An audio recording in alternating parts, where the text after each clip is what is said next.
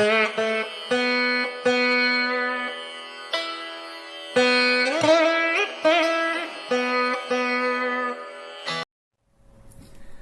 friends, we are back with our Bhagavad Gita series. I'm so grateful and thankful to all of you for giving me so much support and love and blessings.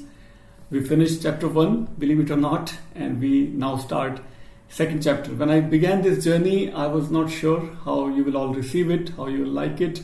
Such a mammoth task, challenging, gigantic task I took upon myself. But with your great encouragement, I continue on this journey. Here we go, we start second chapter. So first chapter, Arjuna has been arguing against the war. Still he is doing the same. But now the greatest hero of all, Bhagavan Krishna, will enter the scene and he will start speaking to us, to Arjuna and to all of us soon. So let's begin. Sanjay Uvach. So we have to remember Sanjay is still narrating the entire scene to Dhritarashtra. Sanjay literally means completely victorious. Sanjay name itself is victorious. So Sanjay Uvach. Sanjay spoke, the completely victorious spoke to Dhritarashtra. Dhritarashtra means one by whom the kingdom is held. Dhritarashtra, the one who holds the whole kingdom. So these are just the literal meaning of every word, every name has so interesting meaning. So we should remind ourselves. Sanjay Uvach. What did he speak? What is he saying to Dhritarashtra? He is narrating the plight of Arjuna. What has Arjuna done in last chapter? He has sat down in the chariot. His bow and arrow have slipped away from his hand. And that's what Sanjay is now reminding us all and reminding Dhritarashtra also. Tam tatha kripaya vishtam ashrupurna kulekshanam vishidantam idam vakyam uvacha madhusudana. So Madhusudana, Krishna, is going to speak now. The entry of the hero is going to happen soon. So Sanjay is telling Dhritarashtra and all of us. What is he saying? Sanjay is saying, Tam tatha kripaya vishtam. Tam, in that way, that person, him. Tatha, in that way. Kripaya, who is pitiable condition, miserable condition. Avishtam, who is overpowered by this pity and sorrow and depression. Kripaya vishtam, who? Arjuna. Tatha, in that way, kripaya vishtam. Ashrupurna, who is crying, tearful, literally crying. Tears are rolling from his eyes. Ashrupurna kulekshanam. So downcast, disturbed. Akula. Akula means again depressed and disturbed, agitated. Ikshanam, in his eyes. Tears are rolling from his eyes and he is extremely disturbed. Vishidantam, he's full of Vishad. Arjun Vishad Yoga, first chapter's name was Arjun Vishad Yoga.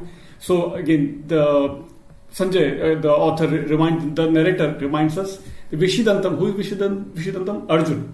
Arjun, the depressed one, the despondent one. Idam Vakyam, this sentence, Idam Vakyam, Uvach, spoke. Who? Madhusudana.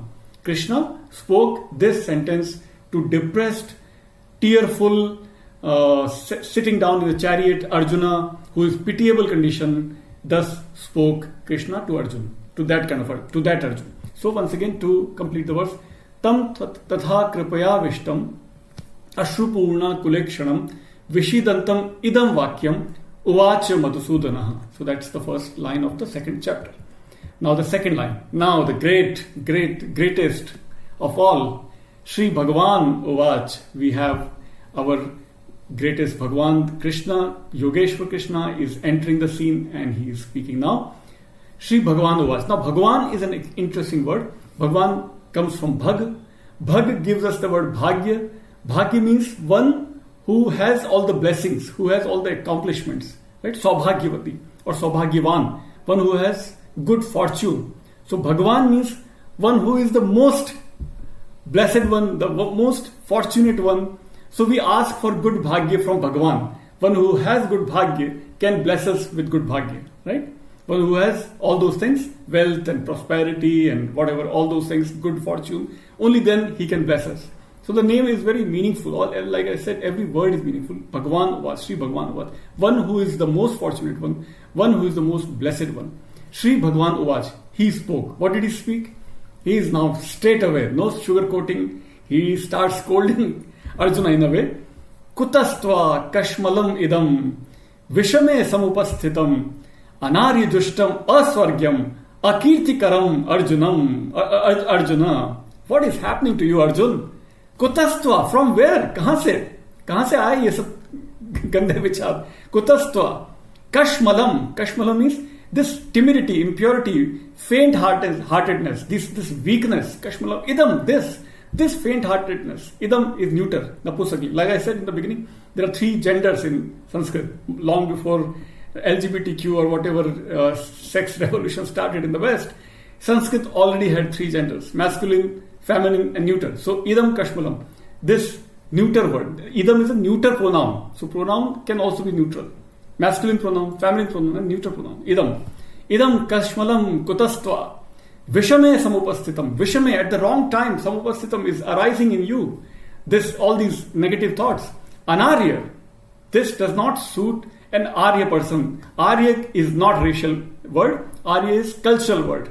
Qualitative term. Qualitative adjective. Arya, who is noble one, who is very cultured and noble. Those who are cultured and noble cannot have these thoughts. So you're trying to cloak it, you're trying to disguise it with your non-violence and compassion and so on, but these are all not suitable to you, who is an Arya. An Arya, Jushtam, these are not acceptable to an Arya. Aswargyam, you will not go to heaven if you have these kind of thoughts. These do not belong to you. Akirtikaram, you will lose your prestige, your dignity, your kirti, your reputation will be all gone. Arjuna. Arjuna literally, once again to remind us, Arjuna literally simply means silver white, the color that I'm wearing today. So Arjuna. So, oh Arjuna, I keep saying Arjuna, sorry. Arjuna is the vocative. So Krishna is speaking to Arjuna. Oh Arjuna, all these things, from where did you get? So let me finish the second verse once again. Kutastva kashmalam idam vishame samupastitam anaryajushtam aswargyam akirtikaram Arjuna. So that was the second verse. Let's go to third verse, chapter 2. Still, so we just started second chapter, third verse now. Klabhyam mas magamaha Partha again vocative, he is speaking to Arjuna, Krishna is speaking. Na etat tvai upapadyate kshudram hriday dorbalyam tyatva uttishta param tapa. Wonderful, wonderful line. So Krishna is telling Arjuna, oh param tapa, oh great tapasvi, param tapa. The translator here translates param tapa as scorcher of the foe. I don't agree with the translation. Param tapa simply means a great tapasvi, is in my opinion, because Arjuna, it's a great way to remind Arjuna that, oh Arjun, you did tapasya to fight and win this war, and you're forgetting your own tapasya and making all these excuses that I will adopt the path of non-violence and whatever. No, that is not your real tapasya. Real tapasya is not sitting in meditation and running away from war. Real tapasya is to fight this war, because you're Ari, you're Kshatriya. Right? So param tapa is the last word of this verse. And he also says Parth. He reminds Arjuna that you are Parth. What does it mean? Parth means son of Pritha, son of Pritha. Kunti's other name is Pritha. You are a Kaunteya. You are a son of Kunti.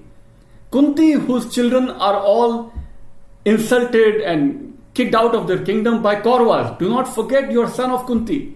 Karna is not, probably indirectly one can sort of allude that he is also saying that you are a unique one. You are the sons of Kunti, including Arjuna and all the other 4 Pandavas. Karna is not son of Kunti officially. Probably not, he is not yet referring to Karna, but I am just making these connections. So what he is saying literally, let's see. Klabhyam, this cowardice, this kayarta. Klabhyam, ma, not, never, sma, indeed, in truth, gamaha, masma gamaha. Leave this cowardice, Partha, Arjuna. Na etat, not this, tvai, in you, locative, inside you, tvai, upapadyate, this arising, or it's possible or according, so yeah, whatever is happening inside you is not suitable, not happening inside you. So Arjuna is being referred as if to look do some introspection, look inside you, right? Whatever is happening inside you is to be rejected, to be given up. Right? Kshudram, very narrow-mindedness, kshudram, right? Low, despicable, very basic tendencies that are arising in you that does not suit you. Hriday dorbalyam, durbalta. Durbal means weakness. Hriday dorbalyam, hriday means heart, right?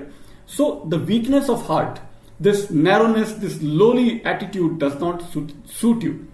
Tyaktva, chodkar, having reject all these things. Tyaktva, the root word is tyaj. Tyaj means to renounce, to leave. Tyaj gives us tyag. Tyaj gives us tyaktva. Tyaktva uttishta. Ut and av are two prefixes. Ut tells us to rise up.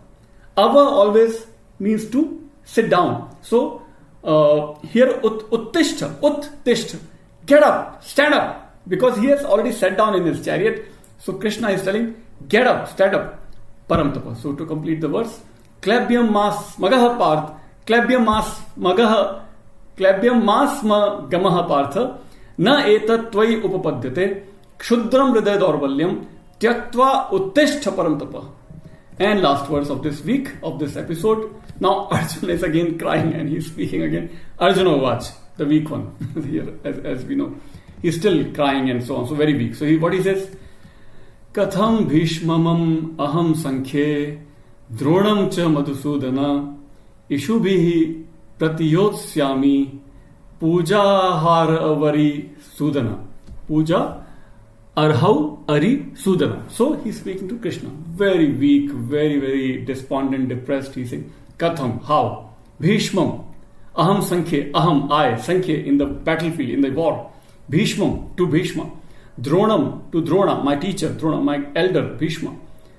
Dronam cha, and so Bhishma and Drona, Dronam cha. Madhusudana, so he's talking to Krishna now. So Madhusudana is in vocative. Ishubhihi, with arrows. Pratiyosyami, how can I shoot them with my arrows? Bhishma and Drona, my elder, my teacher. Those who are worthy of puja. Puja, arhau. Arhau means those who are worthy of puja. Those whom I should worship, I should revere. How can I shoot them arrows? Arjuna is saying.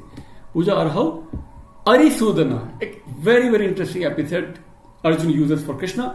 O arisudana. O Krishna, you are the one who shoots and kills enemies. But Bhishma and Drona are not my enemies. These are my elders. So how can I shoot arrows on them? So he's making again emotional arguments, very interesting, pitiable or pitiful arguments he's making. Krishna is all riled up. He's trying to rile him up. But Arjuna is again crying and making very, very these weak kind of arguments. So to complete fourth verse, Katham Bhishmam aham sankhye Dronam cha madhusudana ishubhihi pratiyosyami puja arhau arisudana. That is what Arjuna is saying. So these are the 4 verses for this week, and we'll go to the next 4 verses in the next episode. Thank you.